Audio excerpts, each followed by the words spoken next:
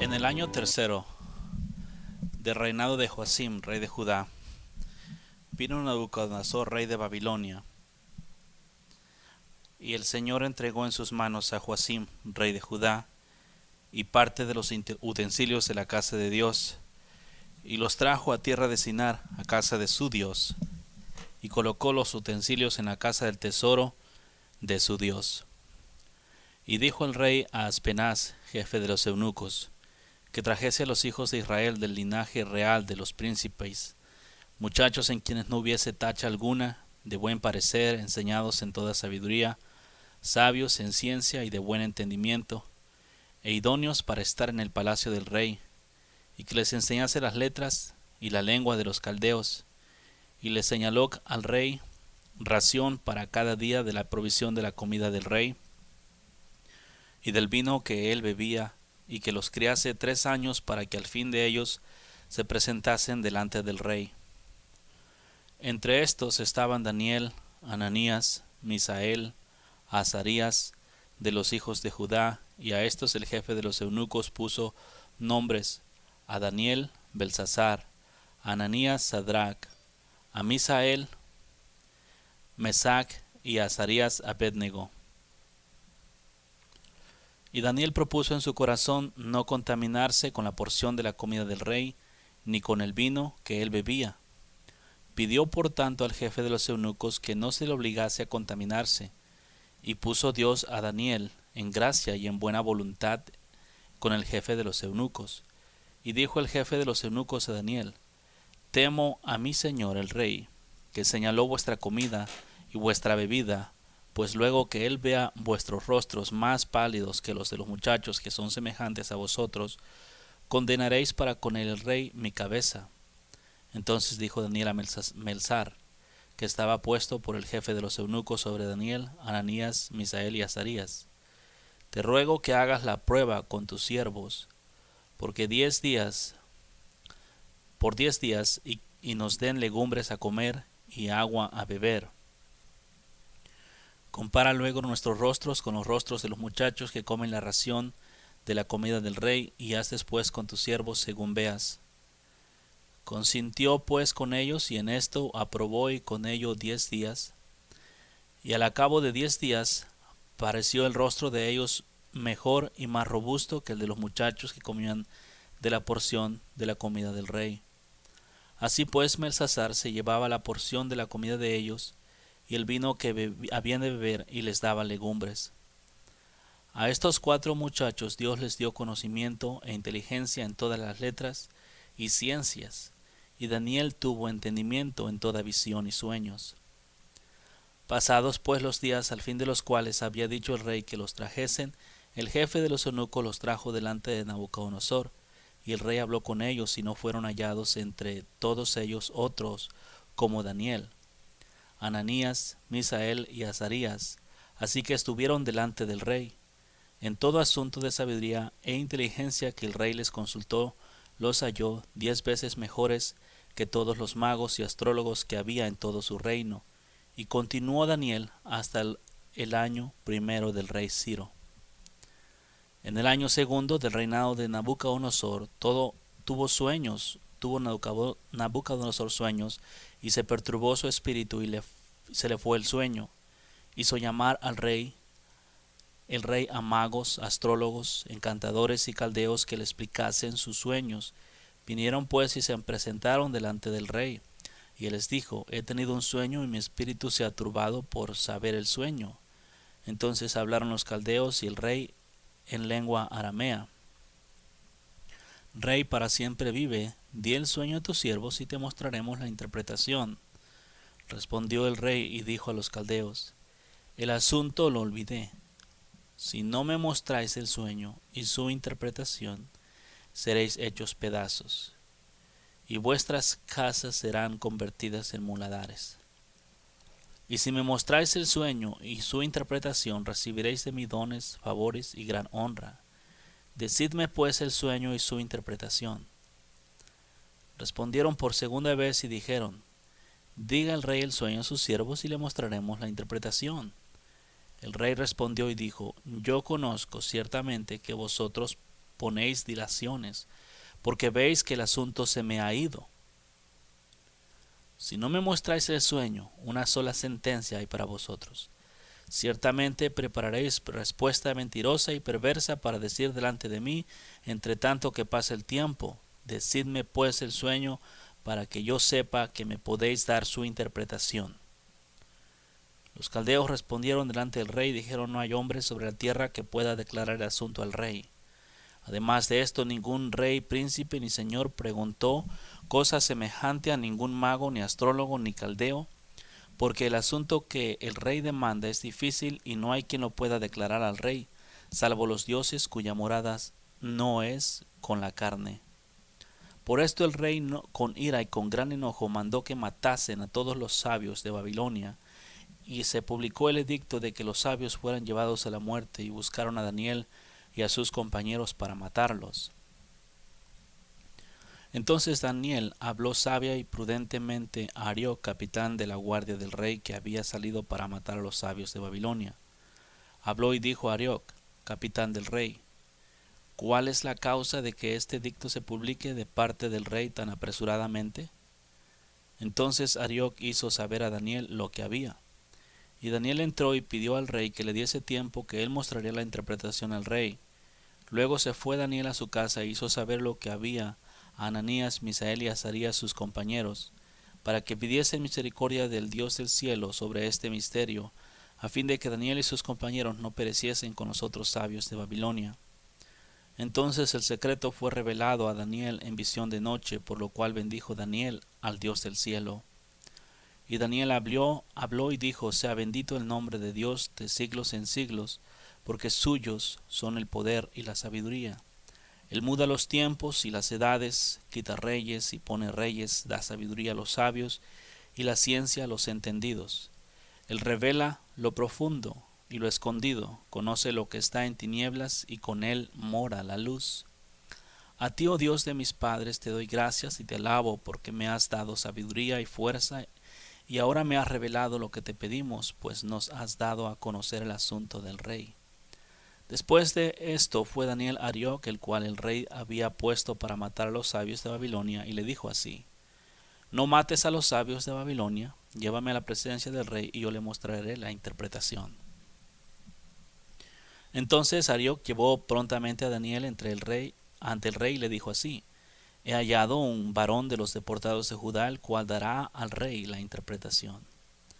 Respondió el rey y dijo Daniel, al cual llamaban Belsasar: ¿podrás tú hacerme conocer el sueño que vi y su interpretación? Daniel respondió delante del rey diciendo: el misterio que el rey demanda, ni sabios, ni astrólogos, ni magos, ni adivinos lo pueden revelar al rey. Pero hay un Dios en los cielos, el cual revela los misterios, y él ha hecho saber al rey Nabucodonosor lo que ha de acontecer en los postreros días.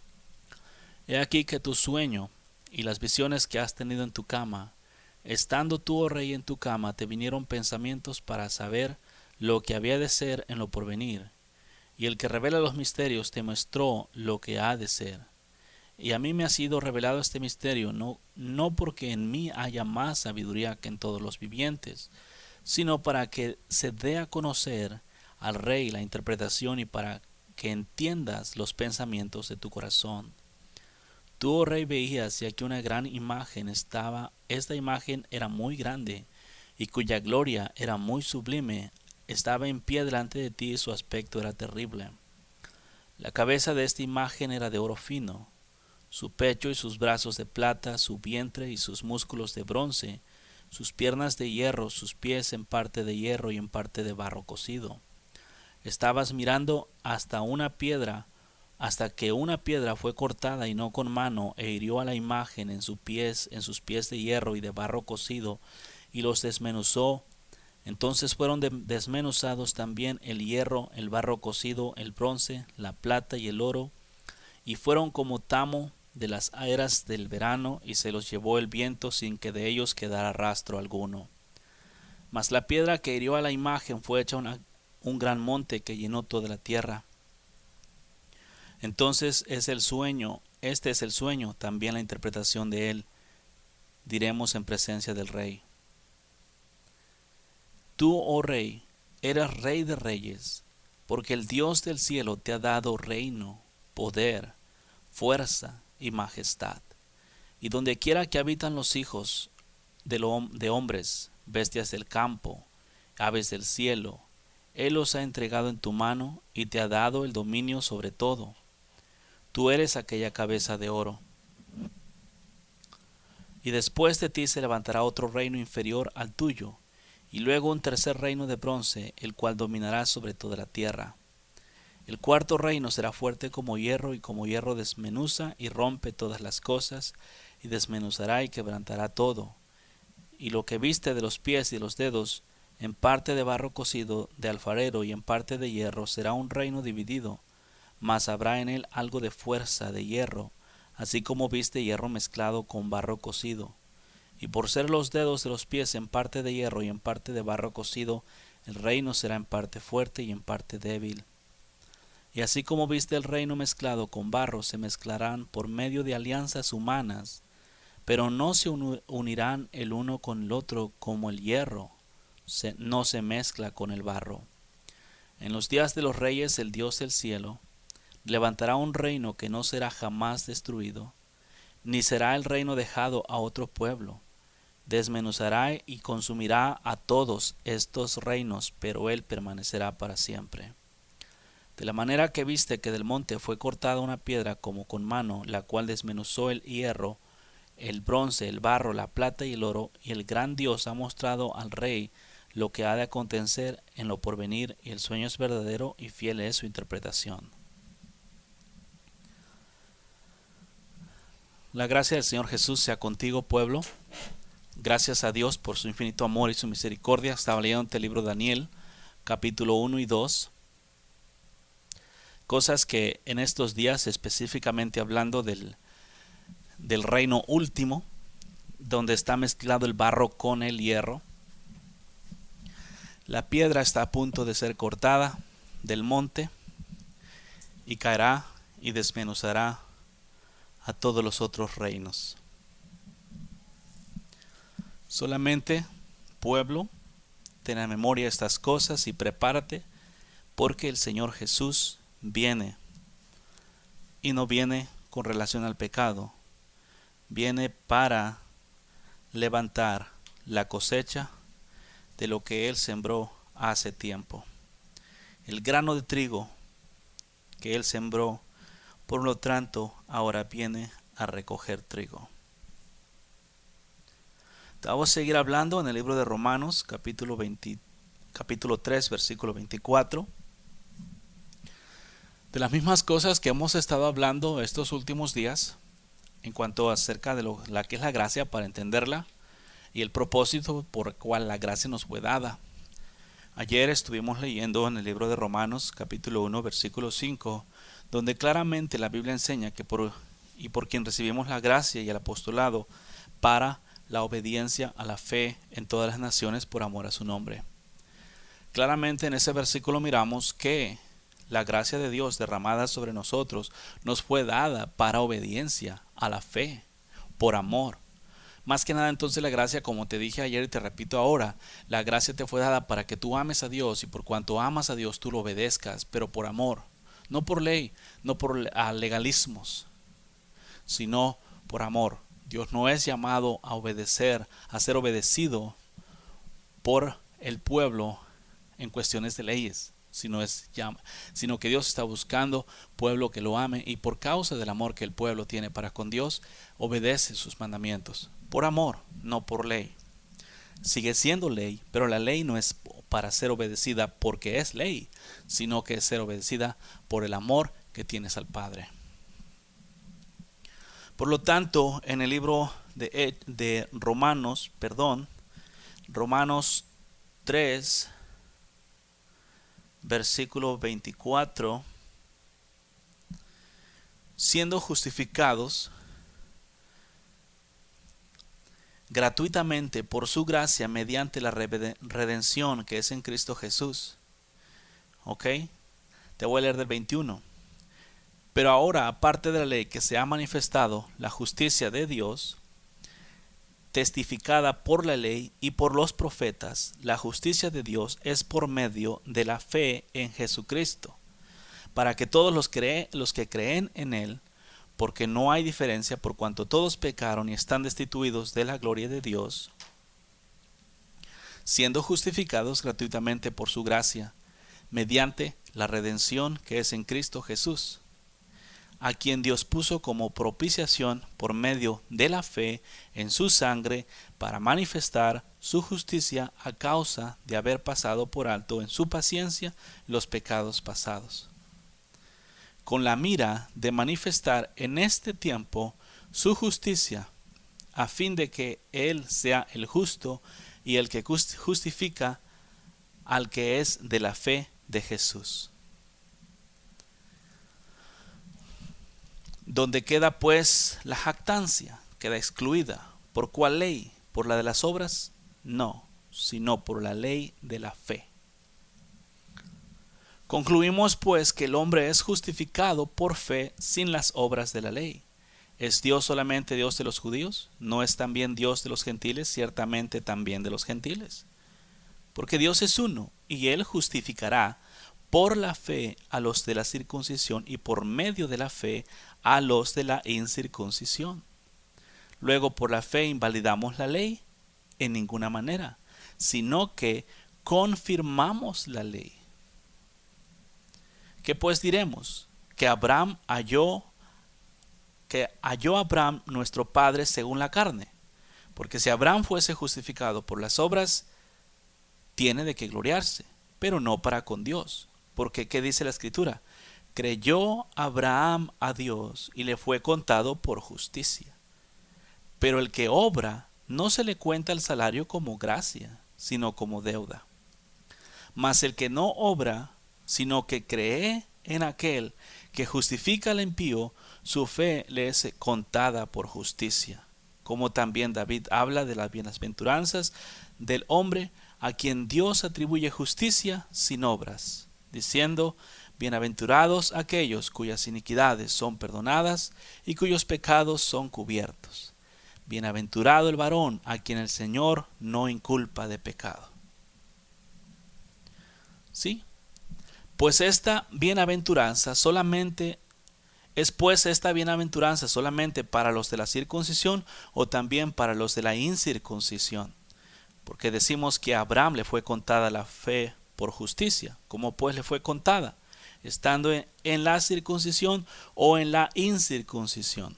No, en la circuncisión, no en la circuncisión, sino en la incircuncisión, y recibió la circuncisión como señal, como sello de la justicia de la fe que tuvo estando aún incircunciso, para que fuese padre de todos los creyentes, no circundados, a fin de que también a ellos la fe les sea contada por justicia, y padre de la circuncisión para los que no solamente son de la circuncisión, sino que también siguen las pisadas de la fe que tuvo nuestro padre Abraham antes de ser circuncidado. Ahí en estos versículos que te acabo de leer, te leí Romanos hasta el 4 hasta el 12. Te leí también 3:24, desde el 3:21 hasta el 4:12. En estos versículos se enseña bien claro lo que he estado buscando explicarte a través de los días, que en estos días como que está medio difícil de entender en realidad. Pero no está difícil, sino que la única razón que está difícil es por la carne. Porque la carne se atraviesa y los hombres quieren vivir una vida en frente de Dios en obras de la carne, y eso no se puede hacer. Luego hay otros que quieren vivirla dentro de la ley, tampoco se puede hacer. Luego hay otros que quieren vivir la gracia sin ley, tampoco se puede hacer. Tienes que encontrar el balance perfecto de las cosas, y en estos versículos que te leí todos hablan exactamente del tipo de vida que te he estado predicando todo este tiempo en cuanto a la gracia de Dios. Nos vamos a ir por partes para entendernos. Quede claro, estamos hablando de la gracia de Dios que nos fue dada a nosotros, de la fe, los resultados de aquellos que dicen tener fe, la forma de vivir de los que tienen fe, todo lo que está escrito, cómo viene la justificación, el propósito de todo esto. Sabemos y entendemos, y no porque predique un evangelio y te hable constantemente de los mandamientos, eso no significa que entramos al reino de los cielos por obedecer los mandamientos. No, la entrada al reino de los cielos es por la gracia de Dios. Vamos a irnos aquí. La justicia por medio de la fe, pero aparte de la ley, el versículo 21. Pero ahora, aparte de la ley, se ha manifestado la justicia de Dios, testificada por la ley y por los profetas. Ahora, esta justicia de Dios es la que no está muy conocida en estos días. Porque la Biblia habla, pero ahora, aparte de la ley, se ha manifestado la justicia de Dios. No que sean dos cosas diferentes, son una y la misma cosa. Pero lo que pasa es que el pueblo antiguo, por cuanto agarró la ley de una forma completamente carnal, no pudo conocer la justicia de Dios. En estos días los hombres tampoco conocen la justicia de Dios, porque los hombres en estos días hacen lo malo y luego quieren que Dios les haga bueno, porque si no, no es justo. Ahora, versículo 21. Pero ahora, aparte de la ley, se ha manifestado la justicia de Dios, testificada por la ley y por los profetas, la justicia de Dios por medio de la fe en Jesucristo. Esta justicia nueva, si te puedo decir nueva, no es nueva en realidad, ha estado ahí por mucho tiempo, pero el problema es que no ha sido muy conocida. La justicia de Dios por medio de la fe en Jesucristo para todos los que creen en Él, porque no hay diferencia. Para todos, israelitas y gentiles. Todos los que creen en el Señor Jesús serán justificados, pero no por sus obras, sino porque creen, por la fe. La fe, cuando tú crees en Dios, te justifica. Y eso no es mucho problema, porque en realidad el pueblo de Dios sí cree en esta justificación. Sí creen que han sido justificados. El problema está en los frutos que se dan después de ser justificados, porque el pueblo de Dios cree y no cree de corazón. El pueblo de Dios cree y cree de labios. Es más, no es creer, es conocimiento. ¿Ok? Para entendernos mejor. Lo vamos a decir entonces, el pueblo de Dios conoce estas palabras y las conoce y las quiere confesar y las quiere vivir, pero no las cree. Creer es totalmente diferente. Si yo creo que Jesús me hizo justo, por naturaleza, dentro de mí la justicia va a brotar. Porque he creído, porque no es algo que yo he hecho. A mí muchas veces me regañan y me dicen, tú te sientes el único santo, el único que está bien. No, lo que pasa es que yo creo la palabra. Si Dios dijo que yo fui santificado, es todo. Yo creo. No importa que la gente en el mundo diga que no hay ningún santo. Si no hay ningún santo en esta tierra, es porque el pueblo de la tierra, aquellos que se les fue dado el privilegio de ser hechos hijos de Dios, no creen en Dios. Porque la Biblia claramente dice que nosotros fuimos santificados, claramente dice que fuimos justificados. Y no hay ningún problema con eso, está escrito. Pero el problema es que eso no se cree. El pueblo de Dios no cree que ha sido justificado. Y si cree, como te dije, mejor vamos a usar la palabra conocimiento para evitar y entendernos mejor, evitar enredos. El conocimiento de la palabra, el conocer la palabra, el saber que está escrito que fuimos justificados por fe, muchas veces se lleva a mezclar con decir que se tiene fe. Pero te voy a decir una cosa, la diferencia. Aquel que sabe y conoce en la Biblia versículo como este, la justicia de Dios es por medio de la fe en Jesucristo para los que en Él creen, porque no hay diferencia. ¿Ok? Entonces, el hombre conoce los versículos, el hombre de Dios, el pueblo de Dios conoce los versículos esos y quiere agarrarlos por el conocimiento que tiene.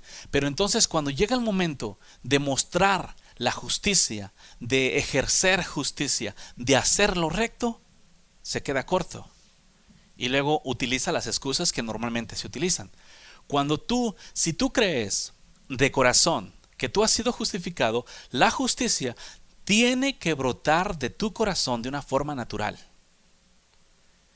Si tú dices que crees que has sido justificado y la justicia no fluye de tu corazón de una forma natural, es una señal de que no has creído. conoces la palabra, pero no has creído la palabra. Y en estos días mucho pueblo conoce la palabra, pero no ha creído la palabra.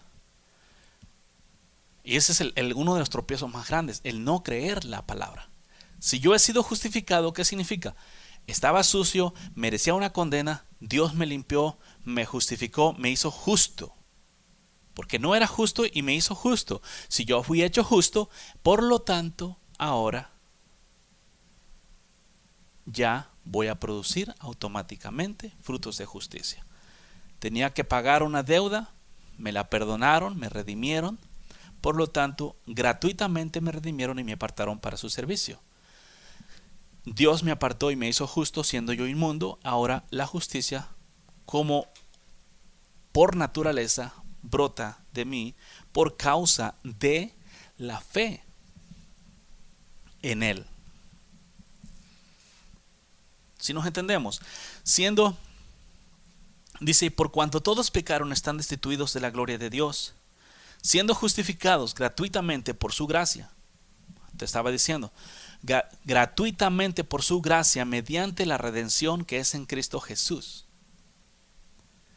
O sea, por la pura gracia de Dios, y estas cosas normalmente son las que se entienden, pero se entienden únicamente como se leen así, pero no se llega al verdadero conocimiento de lo que Dios está buscando entender.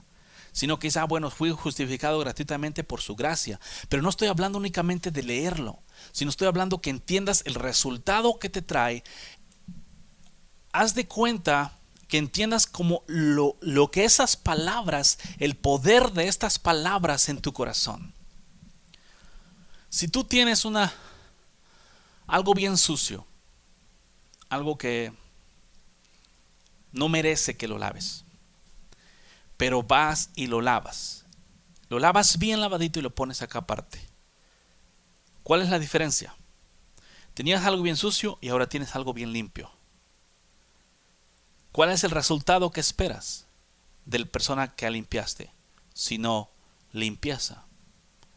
¿Por qué? Porque está limpio. Si nosotros como humanos, cuando tú limpias a tu hijo, lo bañas y le pones ropa limpia o nueva, ¿cuál es tu esperanza? ¿Que él vaya y se ensucie inmediatamente o que esté limpio por un rato mínimo? En el mundo físico, esperas que se quede limpio por un rato. En el mundo espiritual, este versículo tiene mucho más significado que simplemente saber que fuiste justificado por gracia. Lo que este versículo está enseñando en el capítulo 3 de Romanos 3:24, siendo justificados gratuitamente por su gracia mediante la redención que es en Cristo Jesús. Ahora, si yo he sido justificado, ahí me enseña un tipo de vida diferente, inmediatamente. Era sucio, era malo, hacía todo lo malo, pero a Dios no le importó todo eso, sino que me dio misericordia y me limpió. Me limpió de adentro hacia afuera y ahora esa limpieza sale, porque Jesús no viene a limpiarte lo exterior, a diferencia de como nosotros como hombres limpiamos cuando nos bañamos o ponemos ropa nueva o diferente, es exterior. Jesús no, Él limpia lo interior con el propósito, un corazón limpio que va a brotar. El Señor dijo que del corazón brotan todas las malas cosas. También del corazón sale lo bueno. Cuando estás en la inmundicia sale todo lo malo. Entonces Dios tiene misericordia de ti, te saca y te consagra para sí mismo, te limpia del interior y te deja tu corazón limpiecito. Muchas veces te da un corazón nuevo, limpio. ¿Qué va a fluir de ese corazón nuevo, limpio? Sino únicamente amor.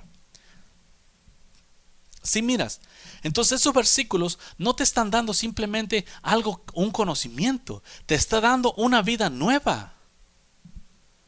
Y ese es el problema, que no se entienden los versículos, que simplemente se leen, yo fui justificado.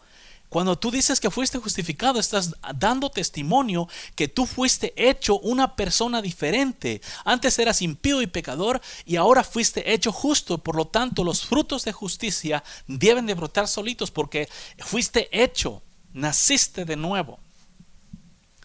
En quien Dios puso. Por eso, versículo 24, siendo justificados gratuitamente por su gracia mediante la redención que es en Cristo Jesús, a quien Dios puso como propiciación por medio de la fe en su sangre para manifestar su justicia a causa de haber pasado por alto en su paciencia los pecados pasados. Otra vez te leo 25. A quien Dios puso como propiciación por medio de la fe en su sangre para manifestar su justicia a causa de haber pasado por alto en su paciencia los pecados pasados. Entonces Dios está haciendo, ok, ahora por la fe en su sangre, todo aquel que cree en su sangre es hecho una persona nueva.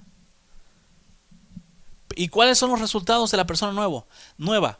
Para manifestar su justicia. O sea, la gracia de Dios que Dios te dio, nunca Dios te dio la gracia para que tú siguieras revolcándote en la inmundicia. Es a través de la fe entraste a la santidad, ahora por la fe te mantienes en la santidad. Pero lo que tienes que entender es que cuando el problema aquí es que el hombre dice que tiene fe, pero mientras dice que tiene fe y cree, sigue dando resultados negativos. Eso es una fe sin obras. Lo que yo estoy hablando, y espero que me entiendas, es que fuiste hecho una persona nueva con la naturaleza de Dios adentro de ti. Por lo tanto, los frutos de Dios tienen que brotar automáticamente de ti. Porque Dios no hace cosas a medias. Los hombres en estos días dicen que Dios los limpió, pero de su corazón siguen saliendo cosas malas. Yo no creo que Dios venga y limpie la apariencia de personas cuando Él, cuando vino y caminó en la tierra, era una de las cosas que habló duramente al pueblo religioso en aquellos días, la apariencia de santidad. Lo que Él estaba buscando es una pureza de corazón. Si Dios ama la pureza de corazón, ¿cómo es posible que vaya a limpiar una persona en forma exterior y luego ya está limpia y sigue produciendo de su corazón cosas malas? No. Todos aquellos que una vez tuvieron esa limpieza van a entender lo que estoy hablando, porque cuando primero viniste a Cristo, esto es lo que se llama el primer amor. El primer amor, cuando tú vienes a Cristo y entras en el primer amor, no quieres pecar, no quieres hacer nada que es malo. Todo aquel que ha tenido su primer amor con el Señor va a entender estas cosas, de que realmente el pecado no lo quieres en ese tiempo, en ese momento. Después, cuando vienen los días, se va paganizando, pero el primer amor es la señal de la limpieza interior que Dios te ha dado, donde de tu interior fluye lo natural, lo santo, lo puro, automáticamente, hasta que después, desafortunadamente, por la misma ignorancia, se contamina el pueblo. Pero el primer amor, eso es lo que Dios hizo al principio de una persona, para que ese amor creciera en santidad, creciera en justicia, creciera en perfección. El problema es que muchos conocen ese primer amor, pero luego se apartan. ¿Por qué? Por las malas enseñanzas. Ese primer amor es el resultado de una vida nueva que Dios ha hecho a esta persona que se arrepintió. Y todo aquel que ha experimentado ese primer amor va a saber específicamente estas cosas. Y tú puedes mirar para atrás en los días de tu primer amor y vas a decir: wow, extraño eso, porque te fuiste nuevamente al pecado. Por eso es que extrañas eso. Pero la vida que Dios prometió para nosotros, la vida nueva, es esta vida del primer amor. Pero ahora imagínate hacer crecer ese amor a niveles más grandes. El primero. En estos días el pueblo de Dios dice amar a Dios, pero no conoce ese amor aún.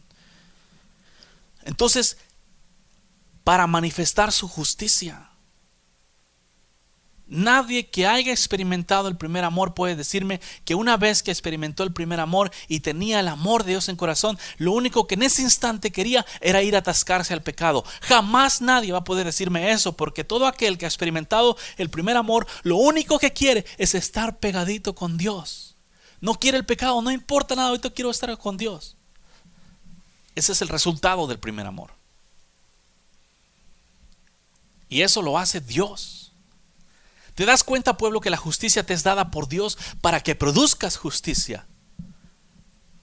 Por lo tanto, por amor los mandamientos son obedecidos automáticamente.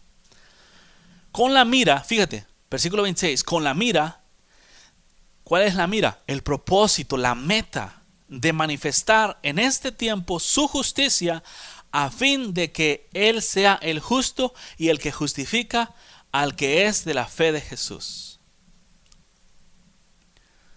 Para manifestar su justicia, pueblo. Nosotros fuimos limpiados para manifestar la justicia de Dios en esta tierra. Desafortunadamente, y por causa de la inmoralidad sexual y de los deseos exacerbados carnales de los hombres en estos días, la justicia de Dios ha sido mal representada por aquellos que dicen servir a Cristo, porque mientras dicen servir a Cristo se atascan en su pecado y lo único que utilizan es la excusa de que la carne es débil y que nadie es perfecto y que no hay santidad. ¿Que Dios no te hizo santo? ¿Que Dios no te hizo justo? ¿Hace Dios cosas imperfectas? No, Dios es perfecto y todo lo que hace es perfecto, excepto cuando se trata de limpiar y hacer nueva una persona. Entonces ahí sí la hace defectuosa, ¿verdad? Por supuesto que no. Pero fuimos puestos para manifestar su justicia. Versículo 25, para manifestar su justicia. Versículo 26, con la mira de manifestar en este tiempo su justicia. 2 veces en 2 versículos escritos que para manifestar su justicia. ¿Ves, pueblo? ¿Entiendes el propósito de la santificación de Dios para contigo? Dios no te santifica para que vayas a encochinarte más. Dios no te santifica para que tú regreses al pecado.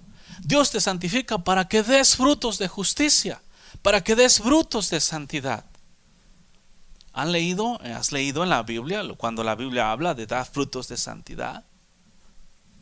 Búscalo. ¿Dónde está pues la jactancia? Queda excluida, versículo 27. ¿Por cuál ley? ¿Por la de las obras? No, sino por la ley de la fe. Pueblo, noticias.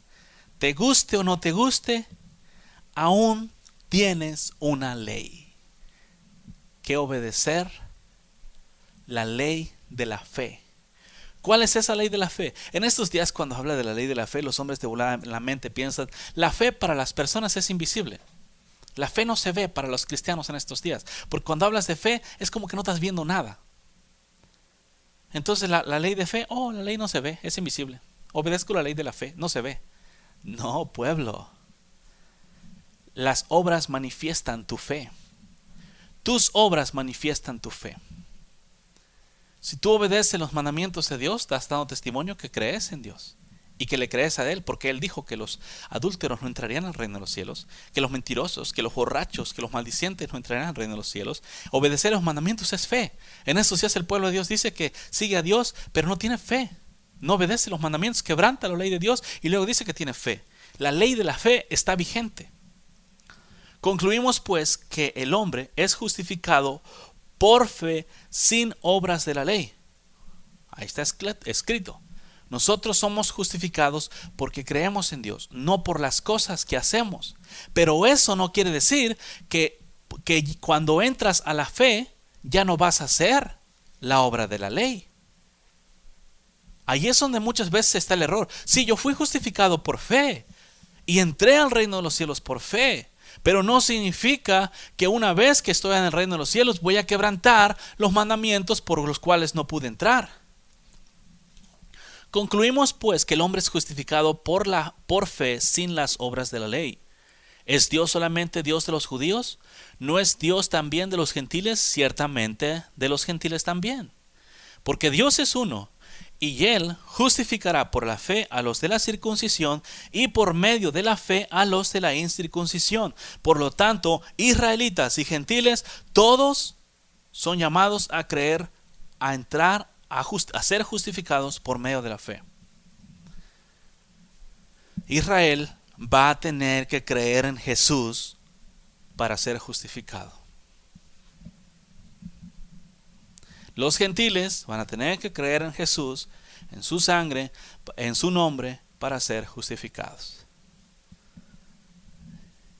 Curiosamente, en estos días se predica que Jesús no es el nombre de Él, sino que hablan cosas blasfemas de ese nombre y lo insultan en formas malas. Que Dios tenga misericordia de esas personas que desafortunadamente no tienen el conocimiento y se regresan al hebreo a buscar definiciones erróneas. Pero bueno, un día van a saber su nombre. Lógico, cada lengua va a tener el nombre de él en su propia lengua, pero un día vamos todos a conocer su nombre verdadero, y enfrente de ese nombre toda rodilla se doblará, lo cual viene a ser el significado de lo que Dios es. Con todo y eso, luego por la fe invalidamos la ley, versículo 31 de Romanos 3. Luego por la fe invalidamos la ley en ninguna manera, sino que confirmamos la ley. Entonces, ¿por qué los cristianos en estos días dicen que ya no estamos bajo la ley, que la ley está invalidada? Cuando la Biblia claramente dice que luego por la fe invalidamos la ley, dice claramente Romanos 3, 31, en ninguna manera, sino que confirmamos la ley. Luego por la fe invalidamos la ley, en ninguna manera, sino que confirmamos la ley. ¿Cómo es que voy a confirmar la ley de Dios con la fe? Lógico, porque si yo no creo que Dios existe, yo no voy a obedecer sus mandamientos. Pero si yo creo que Dios existe y Él me dijo, ama a tu prójimo como yo te he amado, y yo hago eso, yo estoy confirmando mi fe en Dios con mis acciones, porque fue Dios quien me habló y me dijo, quiero que ames a tu prójimo como yo te he amado. Entonces yo voy y amo a mi prójimo como Dios me amó a mí. Estoy corroborando mi fe con mis acciones y estoy cumpliendo el mandamiento. Pero por la fe en Dios cumplo el mandamiento. No cumplo el mandamiento sin fe. ¿Sí entiendes la diferencia? La ley no es invalidada por causa de la fe. La gracia no invalida la ley. La gracia te enseña a obedecer la ley. Y cuando hablo de la ley, estoy hablando de la ley de la fe. No estoy hablando de sacrificar toros y ese tipo de cosas. Estoy hablando de la ley de santidad y de justicia, de integridad, de pureza, de perfección, que está escrita en el Antiguo Testamento, Nuevo Testamento y en todos lados está escrita. Pero primero fue escrita en el Antiguo Testamento y ahí está hoy. Otra vez, invalidamos la fe, luego por la fe invalidamos la ley, en ninguna manera, sino que confirmamos la ley. Si no estamos entendiendo, porque le dice el 4, ¿qué pues diremos? Que halló Abraham, ¿qué pues diremos? Que halló Abraham nuestro padre según la carne. Porque si Abraham fue justificado por las obras, tiene de qué gloriarse, pero no para con Dios. ¿Por qué? ¿Qué dice la Escritura? Creyó Abraham a Dios y le fue contado por justicia. El problema aquí está en que la gente dice creer porque nada más dice creer. Creer en Dios no es nada más decir yo creo en Dios. Creer en Dios es obedecer los mandamientos. Porque si tú dices yo creo en Dios y luego te estás poniendo borracho, tú dices con tus labios que crees en Dios, pero no practicas con tus acciones tu fe. Tú dices que crees en Dios y Dios dijo no adulterarás y cometes adulterio. ¿Estás creyendo realmente en Dios? No estás creyendo en Él, porque tus acciones muestran como que Dios no existiera, como que no te importa. Porque dice la Escritura, creyó Abraham a Dios y le fue contado por justicia, porque el que obra no se le cuenta el salario como gracia, sino como deuda. Mas el que no obra, sino que cree en aquel que justifica al impío, su fe le es contada por justicia. ¿Qué está diciendo entonces? Ya no voy a hacer ninguna obra. Aquí está hablando de la entrada al reino de los cielos. ¿Ok? Está hablando de la ira. Pero el que obra no se le cuenta el salario como gracia, sino como deuda. Mas el que no obra, sino cree en aquel que justifica al impío, su fe le es contada por justicia. Así de fácil. Tu fe te va a ser contada como justicia en todo lo que hagas. ¿Sabes por qué? Como dijo Pablo, ahora lo que hago ya no lo hago yo, sino Jesús quien mora en mí. Cuando tú, fíjate, así funciona, te lo voy a tratar de explicar. Cuando tú eres justificado por Cristo, Él te saca de la inmundicia y te aparta para su reino. Una vez que estás apartado, Él te da de su Santo Espíritu, el Espíritu de Dios en ti, para que por su Espíritu hagas todo lo que tienes que hacer. Por lo tanto, de ahí para adelante, el camino, ¿cómo es? De fe. O como está escrito, el justo por su fe vivirá. Como hijos de Dios somos llamados a vivir una vida en fe. La fe es nuestra, por decir así, fortaleza, si la puedo usar de esa forma, para vivir una vida victoriosa en esta tierra. Lo único que tienes que hacer es dejar que el Espíritu Santo en ti fluya. Y yo no hablo de un fluir del Espíritu como en estos días, cuando los cristianos hablan de un fluir en el Espíritu, empiezan a andar corriendo en las congregaciones y andar revoloteando como gallinas. Yo no estoy hablando de ese fluir. Estoy hablando del fluir del Espíritu, donde de tu interior fluye el amor, la paz, el gozo, la benignidad, la paciencia, la mansedumbre, la oración, la alabanza en el Espíritu, la fidelidad. Fluye de tu interior. ¿Acaso no está escrito, no dijo el Señor, que aquel que cree en mí, de su interior fluirán ríos de agua viva?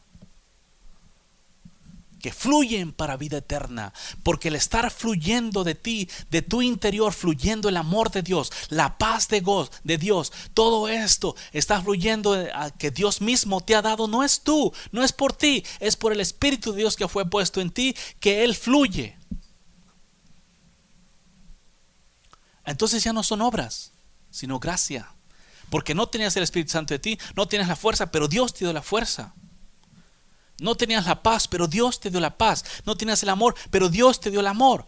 Dios te dio de su Santo Espíritu con todo el fruto para que tú lo dejes fluir. Entonces ya no eres tú quien hace las cosas, es el Espíritu de Dios quien está en ti. Pero tú tienes que creer que el Espíritu de Dios te ha sido dado. Tú tienes que creer todas las cosas que te ha sido dadas. ¿Y cómo vas a creer si no lees la palabra?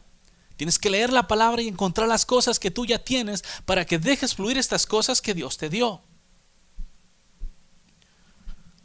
¿Sí? Por eso es que el Señor está hablando este tipo de cosas con el propósito de que entiendas que la gracia te fue dada para que Dios pueda depositar en ti toda su santidad y su justicia, su poder, su perfección, toda la misma naturaleza de Dios. ¿Qué significa cuando la Biblia dice: mi Padre y yo vendremos y haremos morada en ti, en Él? Hablando de la persona. Eso significa que Dios vive en ti. Si tú vives en tu casa y alguien llega a tocar a la casa, ¿quién sale? ¿El que vive adentro de la casa? ¿O sales tú a tocarla, a abrir la puerta, o sale alguien más? El que habita adentro de la casa, cuando alguien llega a tocar la puerta, el que habita dentro de la casa es el que sale. Pueblo, si realmente has nacido de Dios, cada vez que alguien venga a tocar la puerta de tu casa, el que tiene que salir no es tú, es Dios. Estoy hablando de la casa espiritual, de donde cada acción tiene que ser Dios. Palabras, Dios. Pensamientos, Dios. Mirada, Dios. Acciones, Dios. Caminar como el de Dios. Dios caminando. Así como una casa física, así somos nosotros para Dios. ¿Sí nos entendemos? Porque la casa está construida y parada ahí. ¿Ok? Pero Dios vive adentro de ella. ¿Quién es más importante, la casa o Dios?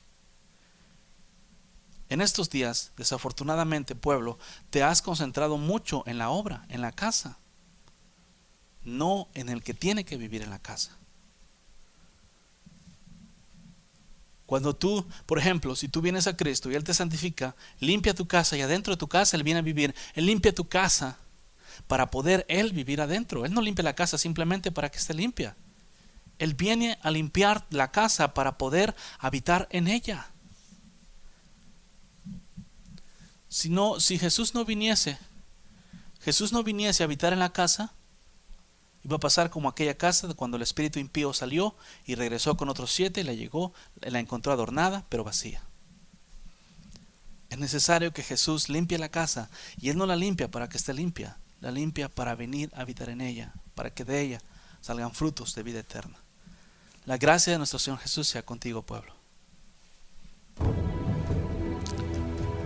Esto fue Quitando los tropiezos de mi pueblo. Quitando los tropiezos de mi pueblo. Quitando los tropiezos de mi pueblo. Quitando los tropiezos de mi pueblo. Puedes contactarnos al 512-215-1977 o escríbenos un correo electrónico a uncamino@me.com. También puedes visitar nuestra página de internet en www.ministeriosexodos.org. Ministerios Éxodo. Quitando los tropiezos de mi pueblo.